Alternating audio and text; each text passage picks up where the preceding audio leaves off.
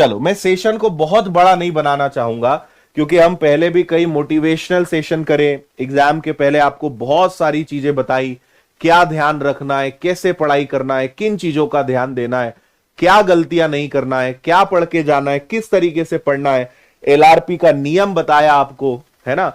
हर मौसम में, अभी देखो गर्मी, पसीना आ रहा है लेकिन खड़े हैं, गले की हालत खराब है, और पिछले 4-5 महीने में से कई दिन रहे जहां बीमार थे, हिम्मत नहीं थी, लेकिन फिर भी आपको पढ़ाया बिना किसी बहाने के। चलिए भाई, मैं आपको एक चीज ये बताना चाहता हूं सबसे पहले, सबक। देखिए, पेपर में जिनके कम नंबर आए या जिन्हें लगता है उनका पेपर बिगड़ा, आपको लगता है कि पेपर बहुत कठिन आया, आपको लगता है कि पेपर आउट ऑफ सिलेबस आया, मैं आपको बताऊं 90% जिनके नंबर कम आए हैं या जिन्हें लगता है कि उनका पेपर बिगड़ा है, ये सब वो लोग हैं जिन्होंने बहुत लंबे समय से पढ़ाई को छोड़ के रखा था। जब वैकेंसी निकली उसकी एक महीने बाद, 1.5 महीने तक फॉर्म भरते गए। मैं बता रहा हूं, फॉर्म भरने के बाद यानी एग्जाम के करीबन 2 से 3 महीने पहले जो जागे हैं, यह हालत उनकी हुई है। मुझे एक स्टूडेंट ऐसा नहीं मिला है जो पिछले 6 महीने, 8 महीने, 1 साल से पढ़ रहा है और वो बोल दे कि सर मेरा पेपर बेकार गया। एक स्टूडेंट मुझे नहीं मिला। क्यों? क्योंकि अगर समझो आप बात को, बहुत प्रैक्टिकल बात मैं कर रहा हूं, मुझे नहीं पता आप किस सेंस में इसको लेंगे, लेकिन थोड़ा सा अपने ईगो को अपने अनुभव को, जमाने भर की बुराइयों को साइड रख के एक बार ईमानदारी से दिल पे हाथ रख के जो मैं चीजें बोल रहा हूं वो सुनना, है ना। मेरा इसमें कोई व्यक्तिगत फायदा नहीं है, कोई स्वार्थ नहीं है, मैं आज कोई मार्केटिंग नहीं, कोई प्रमोशन नहीं, कुछ नहीं करूंगा। ईमानदारी से चीजें आपको बता रहा हूं, उस बात को समझो।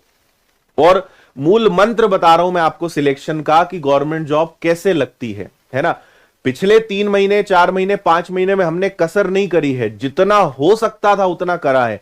लेकिन एक बात आपको समझनी पड़ेगी कि करीबन 6 से 7 महीने लगते हैं एक अच्छा बेस तैयार करने में। आप सोचिए 8 विषय थे, और 8 विषय तो बोलने के हैं। जीएस अपने आप में एक विषय काउंट होता है, लेकिन इतिहास, भूगोल, संविधान, साइंस को एक विषय बोलते हैं, लेकिन फिजिक्स, केमिस्ट्री, बायो, आपको मोटा मोटा लगभग 14 से 15 सब्जेक्ट्स पढ़ने थे। कोई कितनी भी ताकत लगा दे, वो 2 से 3 महीने में पूरे विषय 100% बेसिक से एडवांस तक नहीं पढ़ा सकता, है ना। हमने तो आपको एडवांटेज दिया था कि पढ़ाएंगे भी, और अगर कुछ नहीं पढ़ा पाए तो रिकॉर्डेड अवेलेबल है, आप उसको देख लेना। हमने तभी से बाय 1 गेट 2 वाली स्कीम लेकर आए थे कि लाइव भी मिलेगा, रिकॉर्डेड भी मिलेगा। ये आपको उसी समय मिला था। एक बात समझ लो, गवर्नमेंट जॉब में सिलेक्शन लेना हलवा नहीं है, और ये तो अब आपको समझ में आ गया होगा। अब मैं जो कहूंगा ना, पहले जब मैं बोलता था तब आपको शायद भरोसा नहीं होता था, लेकिन अब जब मैं बोलूंगा तो आप चीजों को समझोगे। आप ये सोच के मैदान, अभी भी जैसे आपको एसआई का एग्जाम निकालना है, कांस्टेबल का एग्जाम निकालना है, आप अभी से नहीं करोगे। आप अपना सुस्त पड़ गए, अब आप वापस अपने कंफर्ट जोन के अंदर चले गए, वो था ना, वापस बिल में भरा गए। अब जब भूख लगेगी, जिस दिन एग्जाम का नोटिफिकेशन आ जाएगा, जिस दिन परीक्षा में 1-2 महीने बचेंगे, फिर अपन निकलेंगे बाहर, फिर यही गलती दोहराओगे, फिर पेपर बिगाड़ के आओगे, और उसके बाद विनर्स को, अपने घर वालों को और सबको बदनाम करोगे कि इन सब की गलती, मैं तो दूध का धुला, मैंने तो खूब मेहनत करी 2 महीने, लेकिन मेरा सिलेक्शन नहीं हुआ क्योंकि विनर्स ने अच्छे से नहीं पढ़ाया, क्योंकि इन्होंने ऐसा करा, इन्होंने वैसा करा। एक बात मैं अभी भी बोल रहा हूं, अच्छा चलो आप किसी पे भी ब्लेम कर दो, आप मेरे ऊपर ब्लेम कर दो, आप पेरेंट्स पे कर दो, आप किसी को बोल दो कि मैं तो ऑनलाइन पढ़ा, मैं तो ऑफलाइन पढ़ा, इस कारण नहीं हुआ, आप किसी को भी ब्लेम कर दो, नुकसान तो आपका ही हुआ। आपने मुझे कुछ बोल दिया, विनर्स को कुछ बोल दिया, चलो हमने मान लिया कि हमारी गलती, नुकसान किसका हुआ? आपका हुआ। और आपको सत्यता पता है कि 1 महीने 2 महीने में कुछ भी नहीं होना है। कंपटीशन इतना तगड़ा है, लाखों की संख्या में, 13 लाख लोगों ने फॉर्म भरा था पटवारी का, 9,000 वैकेंसीज थी, वो भी पटवारी प्लस ग्रुप 2 सब ग्रुप 4 की सारी वैकेंसी मिलाकर। कहां से 2 महीने में यार पेपर निकाल लोगे? और क्या वो गधा है जो 1 साल से पढ़ रहा है, जिसने 6 महीने पहले कोर्स निपटा दिया, पिछले 6 महीने से टेस्ट लगा रहा है, प्रैक्टिस कर रहा है, क्या वो बेवकूफ है? नहीं है। तो बात आपको समझनी पड़ेगी, 6 से 7 महीने लगते हैं एक बेस बनाने में अपने आप को। क्योंकि देखो अब हुआ क्या, पेपर बिगड़ने का, कम नंबर आने का मैं कारण बताता हूं।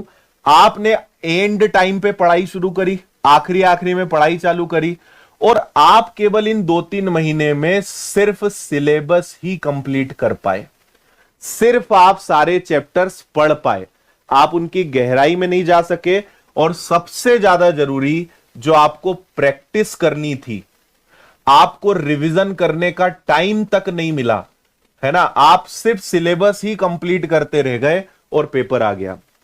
आप रिवीजन नहीं कर पाए, आप प्रैक्टिस नहीं कर पाए, आप बहुत सारे टेस्ट नहीं लगा पाए, आप उन टेस्ट का एनालिसिस नहीं कर पाए, आप एमसीक्यूज नहीं लगा पाए, ऑब्जेक्टिव्स नहीं लगा पाए, आप सिर्फ सिलेबस कंप्लीट करते ही रह गए। और आपकी भी गलती नहीं है, 2-3 महीने में कोई भी यही करेगा। किसी ने बहुत लंबे समय बाद पढ़ाई चालू करी है या एक गैप के बाद पढ़ाई चालू करी है, तो जीरो से उठने में ही समय लग जाएगा। आप 3 महीने के अंदर क्या आप 14 से 15 विषय को पढ़ सकते हो, डिटेल के साथ उनका पूरा रिवीजन कर सकते हो, आप हर चैप्टर की चैप्टर वाइज प्रैक्टिस कर सकते हो, आप मॉक टेस्ट लगा सकते हो, प्रीवियस पेपर सॉल्व कर सकते हो? नहीं कर पाओगे। आप सिलेबस तक नहीं ढंग से कंप्लीट कर पाओगे। लेकिन यह हमारे देश की एक दुर्भाग्यपूर्ण स्थिति है कि जब आग लगती है हम तभी कुआं खोदते हैं। ऐसा नहीं है कि मैंने आपको यह पहले नहीं कहा, आप मेरे आज से 2 साल पहले के वीडियो उठा के देख लो। मैं हमेशा एक ही बात आपसे कहते आया हूं कि अपने आप को तैयार करके रखो। कंपटीशन एग्जाम्स का सिस्टम ये होता है कि वैकेंसी कब आ जाएगी पता नहीं चलेगा, पहले से तैयार करके रखो। आप में से भी कई लोग बोल रहे हैं एसआई कब आएगी, कांस्टेबल कब आएगी। तुम एक पेपर लगा के तो देख लो यार, एक पेपर लगा लो। तुम्हारे 50% नंबर नहीं आ रहे, ना तुम्हारा आगे कुछ ना पीछे कुछ, कुछ समझ ही नहीं आ रहा है कि किस बात पे तुम वैकेंसी का इंतजार कर रहे हो, लेकिन वैकेंसी कब आएगी। अरे तैयार तो कर लो अपने आप को। चुनावी वर्ष है, वैकेंसी आएगी, 100% आनी है, पर कितने तैयार हो ये भी तो प्रश्न कभी खुद से पूछो। और पटवारी पेपर देने के बाद तो अब इन चीजों को साइड कर दो, मत पढ़ो इन चक्कर में।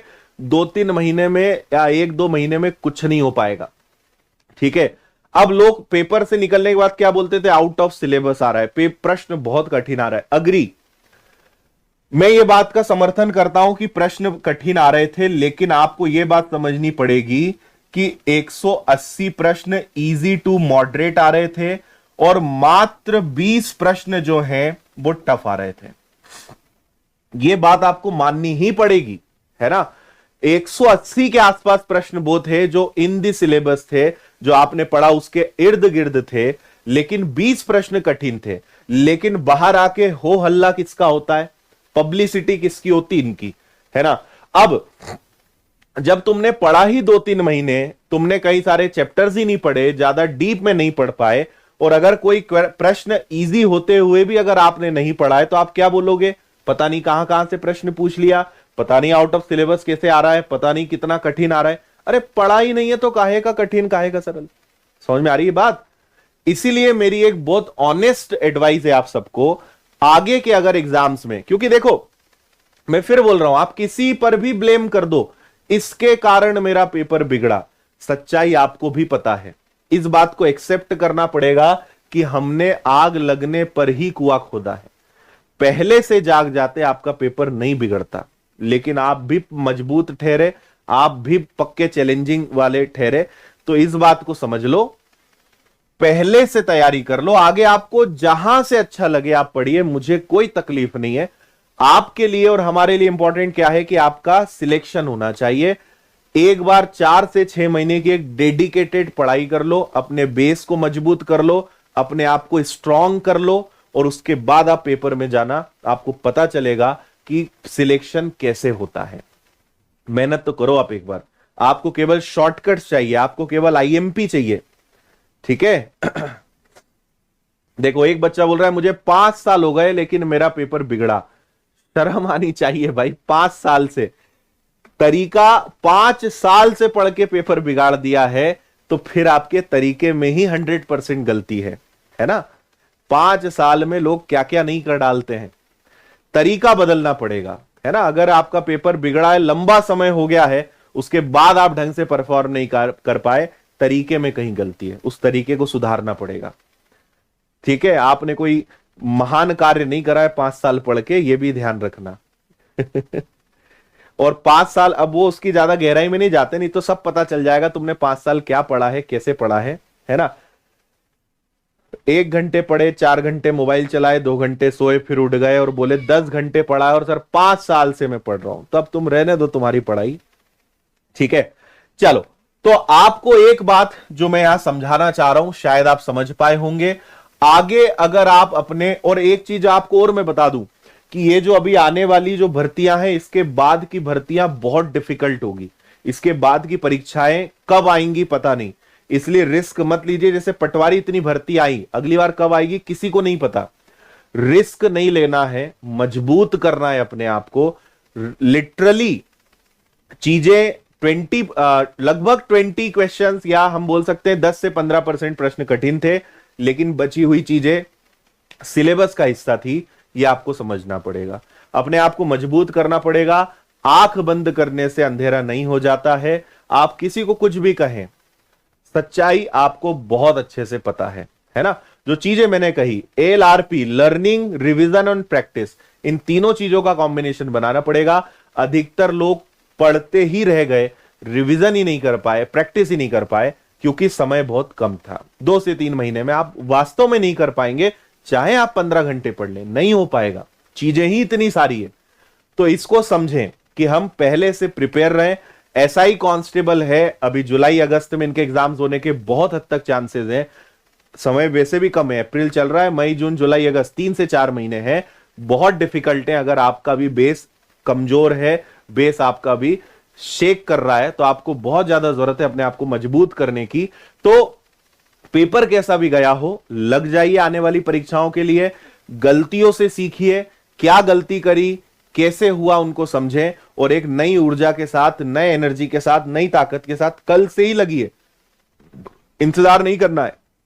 अगर आपको लगता है कि आप तैयार हैं, SI कांस्टेबल का एक मॉक टेस्ट लगा लीजिए। पिछले कुछ दिन पहले ही कांस्टेबल का टेस्ट हुआ था, एग्जाम हुआ था रियल, उसका एक पेपर उठा के लगा लो, सब अकल ठिकाने आ जाएगी कितने आप तैयार हैं। ठीक है, चलो, समय हमारा थोड़ा ज्यादा हो रहा है। फाइनली अब हम आते हैं हमारे अगले मुद्दे पर, जिसका नाम है कट ऑफ। ठीक है भाई, जिस चीज को सुनने के लिए जनता टिकी हुई है। एक छोटा सा वीडियो बताता हूं मैं, है ना, जो वीडियो मैंने कुछ दिन पहले रिलीज करा था। और मैं आपके आसपास अगर कोई कट ऑफ की बात करे तो उसको कोने में ले जाओ और 2 तमाचे मारो उसको, तबीयत से, मेरी तरफ से, है ना, दिल से मारो उसको। और अगर डंडा हो तो उसका भी प्रयोग करो और तबीयत से धुनाई करो उसकी। ठीक है, इन मंद बुद्धियों को यह समझाओ कि कट ऑफ कोई माई का लाल जो है पहले से नहीं बता सकता। ठीक है, कितने लोग पेपर देंगे, पेपर कितनी शिफ्ट में हो रहा है, पेपर का लेवल क्या है, कई हजारों चीजों के आधार पे कट ऑफ तय होता है। और नॉर्मलाइजेशन, भाई 1 दिन के पेपर में जो है लोग कट ऑफ नहीं बता सकते, ये 40 दिन का पेपर है। ठीक है, पेपर में क्या हो रहा है, क्या आएगा, ये सब बकवास की चीजें हैं। और मैं कट ऑफ पे ना कभी वीडियो बनाता हूं, ना कभी आप मेरा कोई कट ऑफ पे वीडियो आपको दिखेगा नहीं। मैं तो जब ऑफिशियल कट ऑफ आता है तब मैं बताता हूं कि भैया देख लो ये कट ऑफ गया। मैं ना कभी अनुमान लगाऊंगा, ना कभी आपको बताऊंगा कि क्या जा सकता है, क्योंकि ये व्यर्थ बात है ना। ये वही बात है कि हम धरती का अंत कब आएगा, हम उस पर चर्चा करने से कोई मतलब नहीं है ना। कट ऑफ क्या जाएगा, कोई मतलब नहीं है इन चीजों के चक्कर में पड़ के। और अगर कोई वीडियो बना रहा है तो उसकी भी तबीयत से सुताई होनी चाहिए, उतनी ही जितने की पूछने वाले की। कोई मतलब नहीं इन चक्कर में पड़ने से, है ना। इन चीजों के ऊपर उठो। हाँ जी, सुन लिया आपने। अभी मैं कट ऑफ की कुछ बातें और करना हूं। ये तो एक बहुत प्यारा वीडियो था, जो जज्बातों में और भावनाओं में बहकर मैंने कुछ चीजें यहां पे बोल दी थी, है ना। आप सोचिए, ये अब एक ऐसा समय है कि इस समय जो कट ऑफ पे वीडियो बनाएगा उसके व्यूज आएंगे, ये वो समय है। और अभी आप देखना, गधे से गधे उठ के आएंगे। कोई भी पेपर नहीं दिया हो, कोई ज्ञान नहीं हो, कट ऑफ पे वीडियो वो बनाएंगे। क्यों? क्योंकि पता है कि इस समय बच्चा मध्य प्रदेश का बच्चा, ठीक है, आपको पता ही है ना। और हर जगह कट ऑफ का पता नहीं क्यों इतना अंधा पागलपन है, कट ऑफ सबको चाहिए। मैं आपको कट ऑफ की सच्चाई बताता हूं, लेकिन मैं आपको यह बताना चाह रहा हूं कि मैं कट ऑफ पे वीडियो नहीं बनाऊंगा, ना कट ऑफ बताऊंगा। और क्यों नहीं बताऊंगा वो भी मैं कारण बताता हूं। और अगर मैं कट ऑफ बता दूं, मुझे पता है कि मध्य प्रदेश में अगर मैं वीडियो बनाऊंगा तो मैं आपको एक छोटी सी बात बताता हूं। सबसे पहली चीज, आपको कट ऑफ के पीछे पागलों की तरह वीडियो नहीं देखने हैं। अगर वास्तव में आप मेरी बात मानते हैं तो ध्यान रखिएगा। देखो भाई, आपके मान लीजिए 145 नंबर आए, आपके 120 नंबर आए, आपके जो भी आए, आपके नंबर चेंज होंगे नॉर्मलाइजेशन के बाद। फॉर एग्जाम्पल मैंने बोल दिया कि 150 वाले का सिलेक्शन हो जाएगा, या चलो 140 वाले का सिलेक्शन हो जाएगा, लेकिन तुम्हारे नंबर कितने आए नॉर्मलाइजेशन के बाद, बताओ मुझे। नॉर्मलाइजेशन के बाद तुम्हारे नंबर कितने आ रहे हैं मुझे बताओ, नहीं पता। नॉर्मलाइजेशन से 2 4 5 नंबर 10 नंबर का चेंज आ जाता है। कोई भरोसा नहीं कि 145 वाला 135 पे आ जाए, 120 वाला 130 पे आ जाए, कोई भरोसा नहीं है। हो सकता है कि जिसके 150 आए वो 148 पे आ जाए, कट ऑफ जो है 149 जाए, कोई भरोसा नहीं है, ठीक है। तो आप इस पागलपन से थोड़ा सा दूर रहिए और मेरी बात समझिए, कट ऑफ के चक्कर में मत पड़िए, है ना। अच्छा चलो, एक बार के लिए आपको कट ऑफ पता चल भी गया, आपने पेपर तो दे दिया, है ना। अच्छा, कट ऑफ बताने के बाद भी कोई गारंटी नहीं है। हर व्यक्ति कट ऑफ बताने के बाद क्या कहेगा, यह संभावित है, ऐसा हो सकता है, हमारा अनुभव ऐसा बोलता है। भाई जब आप संभावित है तो फिर क्यों गुमराह कर रहे हो? या तो आप पक्का बोलो कि यही होगा, और नहीं तो संभावित है तो संभावना का तो कुछ भी हो सकता है। मैं बोल दूंगा कि आज 145 कट ऑफ जाएगा और इसकी संभावना है 5-8 नंबर कम ज्यादा हो सकते हैं, तो फिर मतलब ही क्या रहा? इतना तो बच्चे को भी पता है, इतना तो आपको भी पता है कि 2 4 5 8 नंबर ऊपर नीचे होगा। क्या मतलब है? व्यूज और गुमराह कोई मतलब का नहीं है ना। दूसरा, ये आपके रॉ मार्क्स हैं, ये आपके फाइनल मार्क्स नहीं है। नॉर्मलाइजेशन के बाद आपके मार्क्स में चेंजेस आएंगे। जिनकी शिफ्ट टफ थी उनके मार्क्स बढ़ेंगे, जिनकी शिफ्ट में आसान प्रश्न आए उनके मार्क्स में थोड़ी सी गिरावट आएगी, तो वो आपके फाइनल मार्क्स होंगे। तो आपको तो अभी पता ही नहीं आपके मार्क्स कितने होने हैं, तो कट ऑफ का करोगे क्या? कोई मतलब नहीं है ना। दूसरी बात, मान लीजिए आपके 120 नंबर आए और मैंने कहा कि फलाना फलाना कैटेगरी का कट ऑफ 125 जाएगा, क्या कर लोगे तुम? क्या कर लोगे? पेपर तो हो गया, मार्क्स तो आ गए, अब कुछ हो तो सकता नहीं, है ना। तो मेरा एक सिंपल सा आपको एडवाइस है, जो बोलते हैं अपन एक बचपन से नहीं सुनते आए, नेकी कर और दरिया में डाल, है ना। हो गया ना, जितना अच्छा हो सकता था, 1 महीने पढ़े, 2 महीने पढ़े, 4 महीने पढ़े, 6 महीने पढ़े, 1 साल पढ़े, जितना हो सकता था हो गया, कर लिया, अब छोड़ो, ठीक है। जितना बेस्ट कर सकते थे, अगर आपने ईमानदारी से मेहनत करी है तो आपको एक सेटिस्फेक्शन होगा, आप खुद से कहोगे कि सर जितना हमसे बन पड़ा हमने किया, अब आगे जो होगा देखा जाएगा, अब अगले एग्जाम को टारगेट करते हैं। समझदारी इस बात में है कि कट ऑफ के चक्कर से दूर रहो, अगले एग्जाम को टारगेट करो कि इसके बाद कौन सा एग्जाम है और उसमें लग पड़ो, है ना। क्योंकि अभी यूट्यूब पे कट ऑफ की बहुत बारिश होगी, हर कोई कट ऑफ का वीडियो बनाएगा, फिर कुछ दिन बाद चालू हो जाएगा कि आंसर की जारी होने वाली है, ये कट ऑफ जाने वाला है, कुछ ना कुछ चलता ही रहेगा, है ना। और आपको पता है मेरी आदत हमेशा, जब तक कुछ ऑफिशियल नहीं आ जाता, जब तक कुछ पक्का नहीं होता, तब तक मैं वीडियो बनाता ही नहीं। तो आपको यह समझ लेना है कि अगर आदित्य सर ने वीडियो बनाया है, कोई चीज आई है और अगर मैंने वीडियो बनाया मतलब वो कंफर्म है, और अगर नहीं है तो वो एक जस्ट अफवाह है। तो इसलिए भटकना नहीं है, इन सब चीजों से आपका दिमाग भ्रष्ट होता है। 17 प्रकार की बुराइयां, नकारात्मकता आपके दिमाग में जाती है, और जो चीजें आप नहीं सोच पा रहे थे वो आपकी वो चीजें दिमाग में घूमती रहती है, आप आपका नुकसान करते हो, आपको पता भी नहीं चलता, है ना। किसी गधे ने बता भी दिया आपको, अनुभव नहीं है। अरे यार, अनुभव हो भी तब भी मैं बोलता हूं, क्या मतलब है कट ऑफ बताने का? कोई मतलब नहीं है ना। क्या कर लोगे? अब कई लोग क्या करेंगे, अभी बताएंगे कि हमने बोला 145 से कुछ भी ले लो, मान लो 150, अब मान लो कट ऑफ उनका 147 आया और उन्होंने कहा देखो हमने यही कहा था, तो क्या हो गया? क्या बड़ा काम कर लिया, है ना। मजा तो तब है अगर आप वास्तव में अपने आप को मानते हो, तो बोलो कि 147.7 कट ऑफ जाएगा और यही का यही आना चाहिए। 5-10 नंबर का गैप लेके फिर बोलोगे देखो हमने बताया था आया, और चलो हो गया, क्या करें अब, क्या करें उसका। मत पड़ो आप चक्कर में। सबसे ज्यादा बर्बाद आप लोगों ने करा है लोगों को, यूट्यूबर्स को, टीचर्स को कट ऑफ के चक्कर में पागल करने के लिए, है ना। जिसको देखो उनके वीडियो में जाके वहां कमेंट भर दोगे, सर कट ऑफ बता दो क्या होगा। कोई कुछ नहीं कर सकता, कोई भी व्यक्ति अनुमान लगाएगा, और कोई डेयरिंग के साथ, कॉन्फिडेंस के साथ, ऑथेंटिसिटी के साथ बता ही नहीं सकता क्या होगा, है ना। और रीजन मैंने आपको बता दिया, अभी तो आपको ही नहीं पता आपके मार्क्स कितने आने हैं। ये रॉ मार्क्स हैं, रॉ मार्क्स समझते हो, कच्चे, ये रॉ मार्क्स हैं। अभी तो नॉर्मलाइजेशन बचा है, उसके बाद तुम्हारे कोई नंबर आएंगे, उसके बाद कट ऑफ तय होगा, है ना। तो अभी तो तुमको ही नहीं पता तुम्हारे फाइनल नंबर क्या आने वाले, तो क्यों पड़े हो चक्कर में इन चीजों के, कुछ नहीं होना इन चीजों से, है ना। गलत प्रश्न हट जाएंगे, जिनके ऑप्शंस गलत थे, जिनके आंसर्स गलत थे, या जो प्रश्न गलत थे वो हट जाएंगे। कुछ समझ में आया? और मैं आपके साथ धोखा नहीं करूंगा, मैं गुमराह नहीं करूंगा, इसलिए मैं ना कोई कट ऑफ आज बताऊंगा। जिस दिन कट ऑफ ऑफिशियल जारी होगा मैं वीडियो बना दूंगा कि भाई ये कट ऑफ है, और मैं पीछे हट जाऊंगा कि नहीं, हमको अनुमान लगाना नहीं आता। लोग आएंगे, हमने ये बताया था और यही का यही आया, आ गया, क्या दिक्कत है, कौन सी बड़ी बात है उसमें, ठीक है। तो इन चीजों से कुछ नहीं होना है। क्लियर?